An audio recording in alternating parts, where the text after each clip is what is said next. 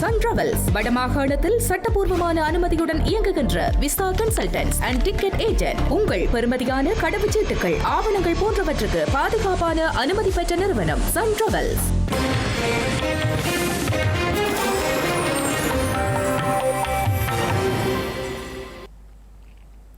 வணக்கம். இது ஐபிசி தமிழின் காலை நேர பிரதான செய்திகள். முதலில் தலைப்புச் செய்திகள். மக்களின் ஆதரவினை இழக்கும் அனுர அரசு, வெரிட்டே ரிசர்ச் ஆய்வில் தகவல். நைனாதீவு கடலில் விபத்துக்குள்ளான படகு, வைத்தியசாலையில் அனுமதிக்கப்பட்ட பயணிகள். கஞ்சிபானி இம்ரான் விரைவில் கைது செய்யப்படுவார், ஸ்ரீலங்கா பாதுகாப்பு பிரதி அமைச்சர் தெரிவிப்பு. தமிழக அரசின் 100 நாள் ஆட்சி நிறைவு, யுகத்துக்கான மக்களின் மனச்சாட்சி என விஜய் தெரிவிப்பு. ஹமாஸ் தலைவரை சந்தித்த டிரம்பின் மருமகன், காசா அமைதி திட்டம் தொடர்பில் பேச்சு. தொடர்வன விரிவான செய்திகள். ஸ்ரீலங்கா அரசாங்கத்தின் மீதான மக்களின் ஆதரவு 50% குறைந்துள்ளதாக வெரிடே ரிசர்ச் நிறுவனத்தால் நடத்தப்பட்ட கருத்து கணிப்பில் தெரிவிக்கப்பட்டுள்ளது. இலங்கையின் பொருளாதார நிலைமைகளில் முன்னேற்றம் ஏற்படாத காரணத்தினால் மக்கள் மத்தியில் அரசுக்கு எதிராக ஆதரவு குறைந்துள்ளதாக சுட்டிக்காட்டப்பட்டுள்ளது. வெரிட்டே ரிசர்ச் நிறுவனத்தினால் ஜூலை மாதம் நடத்தப்பட்ட நாட்டின் மனநிலை கருத்து கணிப்பின்படி கடந்த பிப்ரவரியில் 65% பதிவான அரசாங்கத்திற்கான ஆதரவு கணிசமாக குறைந்து தற்போது 49.83% பதிவாகியுள்ளது. பொருளாதார முன்னேற்றம் குறித்த மக்களின் பார்வையில் ஏற்பட்டுள்ள அதிருப்தியே இந்த வீழ்ச்சிக்கு காரணம் என கருத்து கணிப்பு சுட்டிக்காட்டுகின்றது. பொருளாதார மனநிலையில் ஏற்பட்டுள்ள இந்த மாற்றம் வெரிட்டே ரிசர்ச்சின் பொருளாதார நம்பிக்கை சுட்டெண்ணையும் எதிர்மறை நிலைக்கு தள்ளியுள்ளதாக கூறப்படுகிறது. இதன்படி 2024 ஆண்டின் நடுப்பகுதியில் மறை 31 இருந்த இந்த சுட்டன் 2025 ஆண்டு பிப்ரவரிக்கு பின்னர் நேர்மறை நிலைக்கு நகர்ந்து அண்மைய கணிப்பின்படி மறை 8 பதிவாகியுள்ளது. இந்த கருத்து கணிப்பில் பொருளாதார நிலைமைகள் மேம்பட்டு வருவதாக பதிலளிப்பவர்களின் எண்ணிக்கை முன்னைய கணிப்பில் 64% இருந்த நிலையில் தற்போது 41.63% குறைந்துள்ளது. அதேவேளை பொருளாதாரம் மோசமடைந்து வருகின்றது என நம்புவர்களின் சதவீதம் முன்னர் இருந்த 15% ஒப்பிடுகையில் தற்போது 40.29% உயர்வடைந்துள்ளது. இந்த கருத்து கணிப்பில் பங்கேற்றவர்களில் அரைவாசிக்கு மேற்பட்டோர் தற்போதைய பொருளாதார நிலையை மோசமானது என மதிப்பிட்டுள்ளனர். 38% மட்டும் பொருளாதார நிலைமை நல்லது அல்லது மிகச்சிறந்தது என கருதுவதாக கூறப்படுகிறது. குறைகட்டுவானிலிருந்து நெடுந்தீவை நோக்கி சென்ற சிறிய ரக படகொன்று நைனாதீவை அண்மித்த கடற்பகுதியில் கவிழ்ந்து விபத்துக்குள்ளான நிலையில் அதிலிருந்த பயணிகள் அனைவரும் பாதுகாப்பாக மீட்கப்பட்டுள்ளனர். மீட்கப்பட்டவர்கள் மருத்துவ பரிசோதனைக்காக நைனாதீவு வைத்தியசாலையில் அனுமதிக்கப்பட்டுள்ளனர். நெடுந்தீவுக்கான இறுதி பிரியான போக்குவரத்து படகு சேவை நிறைவடைந்த நிலையில் நேற்று மாலை குறிக்கட்டுவான் இறங்கு துறையில் நெடுந்தீவு செல்வதற்காக காத்திருந்த சில பிரயாணிகளை ஏற்றியவாறு சிறிய ரக படகு நேற்று மாலை 3:30 மணியளவில் புறப்பட்டது. இவ்வாறு புறப்பட்ட படகு மாலை 3:45 அளவில் நைனாதீவு கடற்பகுதியில் திடீரென கவிழ்ந்து விபத்துக்குள்ளாகியுள்ளது. விபத்து இடம்பெற்ற போது குறித்த படகில் 10 பயணிகள் பயணித்துள்ளதாக கூறப்படுகிறது. இதனையடுத்து கடற்படையினர் மற்றும் கடற்தொழிலாளர்கள் இணைந்து பயணிகள் அனைவரையும் மீட்டுள்ளனர். மீட்கப்பட்ட பயணிகள் நைனாதீவு பிரதேச வைத்தியசாலையில் மருத்துவ பரிசோதனைக்காக அனுமதிக்கப்பட்டுள்ளனர். குறித்த விபத்து தொடர்பில் காவல்துறையினர் மேலதிக விசாரணைகளை முன்னெடுத்து வருகின்றனர். இதேவேளை நைனாதீவு கடற்பரப்பில் சிறிய ரக படகு விபத்துக்குள்ளான சம்பவம் தொடர்பில் ஸ்ரீலங்கா கடற்றொழில் அமைச்சர் ராமலிங்கம் சந்திரசேகர் விசாரணைகளை மேற்கொள்ளுமாறு அதிகாரிகளுக்கு பணித்துள்ளார். நைனாதீவு கடற்பரப்பில் சிறிய ரக படகு விபத்துக்குள்ளானமைக்கான காரணம் என்ன என்பது தொடர்பில் ஸ்ரீலங்கா அமைச்சர் ராமலிங்கம் சந்திரசேகர் அதிகாரிகளிடம் விரிவான தகவல்களை கோரியுள்ளார். படகில் பயணித்தவர்களுக்கு போதுமான பாதுகாப்பு அங்கிகள் வழங்கப்பட்டிருந்தனவா, படகின் பாதுகாப்பு ஏற்பாடுகள் உரிய முறையில் மேற்கொள்ளப்பட்டிருந்தனவா என்பது தொடர்பிலும் விசாரணை நடத்தி தகவல் தருமாறு அமைச்சர் பணிப்புரை விடுத்துள்ளார். பயணிகளின் உயிர் பாதுகாப்பை உறுதிப்படுத்தும் வகையில் கடற்பயணங்களுக்கான பாதுகாப்பு நடைமுறைகள் கடுமையாக பின்பற்றப்பட வேண்டும் எனவும் இவ்வாறான சம்பவங்கள் மீண்டும் இடம்பெறாத வகையில் தேவையான நடவடிக்கைகளை மேற்கொள்ள வேண்டும் எனவும் அமைச்சர் ராமலிங்கம் சந்திரசேகர் அதிகாரிகளுக்கு அறிவுறுத்தியுள்ளார். வரலாற்று சிறப்புமிக்க நல்லூர் கந்தசுவாமி கோயிலின் வருடாந்த மகோற்சவம் இன்று கொடியேற்றத்துடன் ஆரம்பமாகியுள்ளது. இன்று காலை பூசை வழிபாடுகளை தொடர்ந்து நல்லூர் கந்தனுக்கான கொடியேற்ற நிகழ்வு இடம்பெற்றுள்ளது. இந்த கொடியேற்ற நிகழ்வில் ஆயிரக்கணக்கான பக்தர்கள் கலந்து கொண்டிருந்ததோடு மகோற்சவ பெருவிழா தொடர்ந்து 25 நாட்கள் இடம்பெறவுள்ளது. வெளிநாட்டில் தலைமறைவாகியுள்ள திட்டமிட்ட குற்றக்குழுவின் தலைவர் கஞ்சிபானி இம்ரான் விரைவில் இலங்கைக்கு கொண்டுவரப்படுவார் என்று ஸ்ரீலங்கா பாதுகாப்பு பிரதி அமைச்சர் அருண் ஜெயசேகர தெரிவித்துள்ளார். ஹம்பாந்தோட்டையில் நடைபெற்ற நிகழ்வொன்றில் உரையாற்றும் போதே அவர் இதனை தெரிவித்துள்ளார். சர்வதேச காவல்துறையினரால் சிவப்பு அறிவித்தல் விடுக்கப்பட்ட 58 பாதாள உலக மற்றும் போதைப்பொருள் கடத்தல் குற்றவாளிகள் இதுவரை இலங்கைக்கு கொண்டுவரப்பட்டதாக ஸ்ரீலங்கா பாதுகாப்பு பிரதி அமைச்சர் அருண் ஜெயசேகர தெரிவித்துள்ளார். கடந்த அரசாங்கத்தின் ஆட்சி காலத்தில் அரசியல் பிரமுகர்கள் சிலர் அபாயகரமான குற்றவாளிகளுடனும் விடுதலை புலிகள் அமைப்பின் முக்கியஸ்தர் ஒருவருடனும் தொடர்புகளை பேணி வந்ததாக குற்றம் சுமத்திய அவர் அந்த கால பகுதியில் சட்டத்தின் ஆட்சி எவ்வாறு இருந்தது என்றும் கேள்வி எழுப்பியுள்ளார். குற்றவியல் வலைப்பின்னர்களின் தலைவர்களை இலக்கு வைத்து அரசாங்கம் தற்போது நடவடிக்கை எடுத்து வருவதாகவும் இதனால் பாதாள உலக குழுவினர் மத்தியில் அச்சம் ஏற்பட்டுள்ளதாகவும் தெரிவித்துள்ளார். அபாயகரமான குற்றவாளிகளை நாட்டுக்கு திரும்ப கொண்டு வருவதற்கு பாரிய பிரயத்தனம் தேவைப்படுவதாகவும் அவர் சுட்டிக்காட்டியுள்ளார். அரசாங்கத்தின் இந்த நடவடிக்கையானது சட்டவாட்சியின் அதிகாரத்தையும் மேலாதிக்கத்தையும் உறுதிப்படுத்துவதாக அவர் கூறினார். திருகோணமலை கிளிவெட்டி குமாரபுரம் படுகொலை வழக்கில் ஸ்ரீலங்கா முன்னாள் ராணுவத்தினர் 6 பேரை விடுவித்து அனுராதபுரம் மேல் நீதிமன்றம் வழங்கிய தீர்ப்பை இடைநிறுத்திய மேன்முறையீட்டு நீதிமன்றம் அந்த வழக்கை மீண்டும் விசாரணைக்கு உட்படுத்துமாறு உத்தரவிட்டுள்ளது.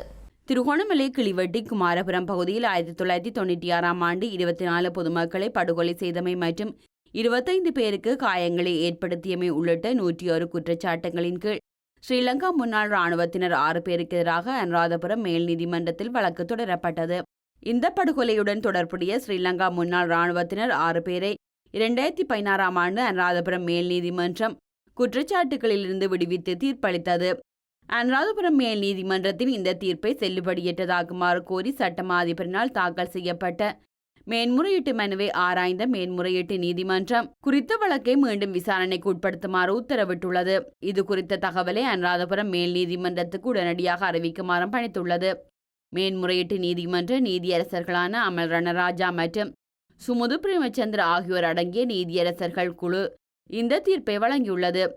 சந்தேக நபர்களை அடையாளம் காட்டும் அணிவகுப்பின் போது பதிவு செய்யப்பட்ட சில பதிவுகளை சான்றுகளாக குறியீடு செய்ய அரசு தரப்புக்கு மேல் நீதிமன்ற நீதிபதி அனுமதி வழங்காமை ஒரு தவறு என மேலதிக மன்றாடிய நாயகம் சுதர்ஷன டி சில்வா முன்வைத்த வாதத்தை மேன்முறையீட்டு நீதிமன்றம் ஏற்றுக்கொண்டுள்ளது.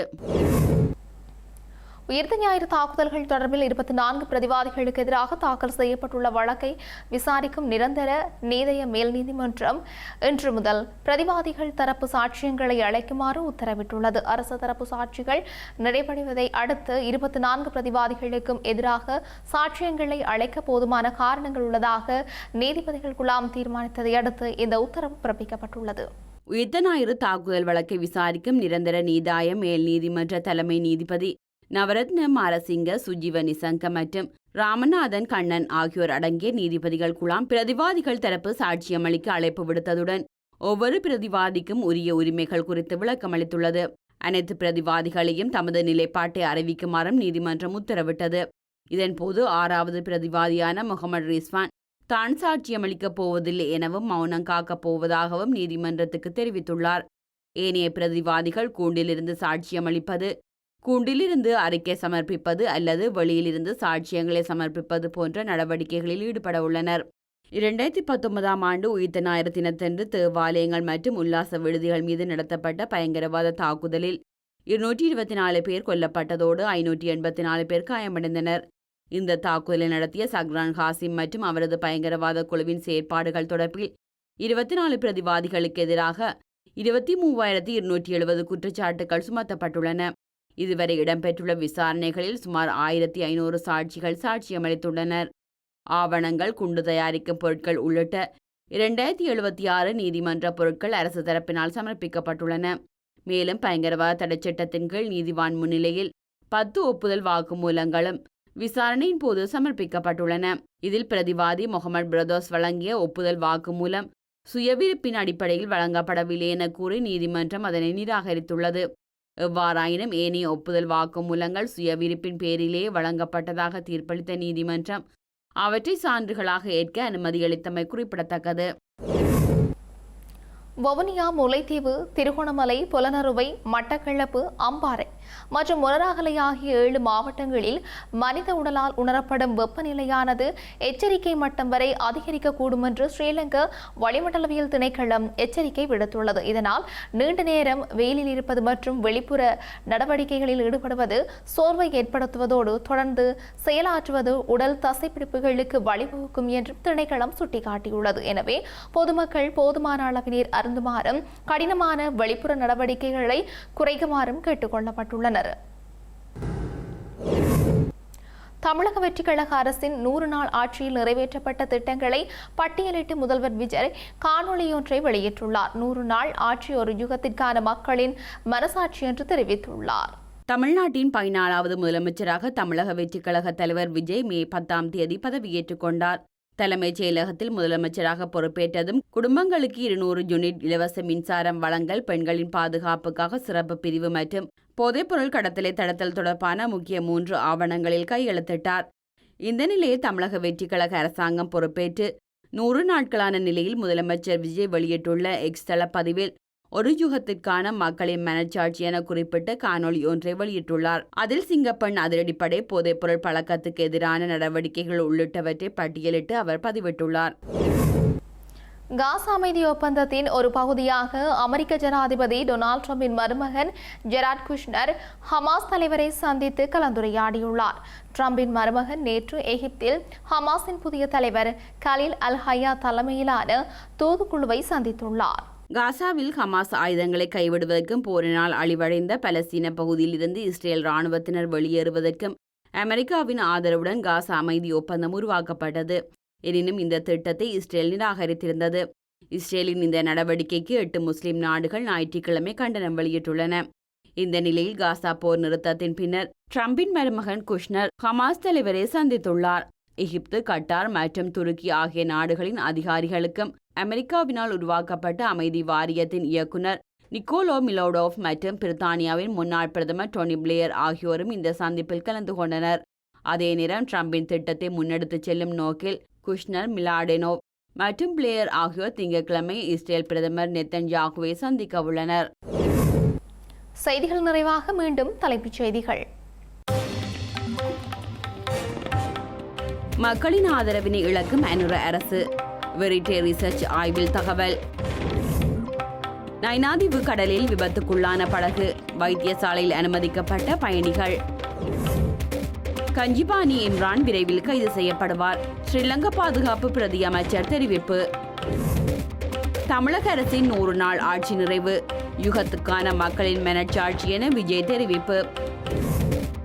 ஹமாஸ் தலைவரை சந்தித்த ட்ரம்பின் மருமகன், காசா அமைதி திட்டம் தொடர்பில் பேச்சு. இத்துடன் IBC தமிழின் காலை நேர பிரதான செய்திகள் நிறைவு பெற்றன. உடனுக்குடன் செய்திகளை அறிந்து கொள்ள IBCTamil.com என்ற எமது இணையதளத்தை பார்வையிடுங்கள். வணக்கம்.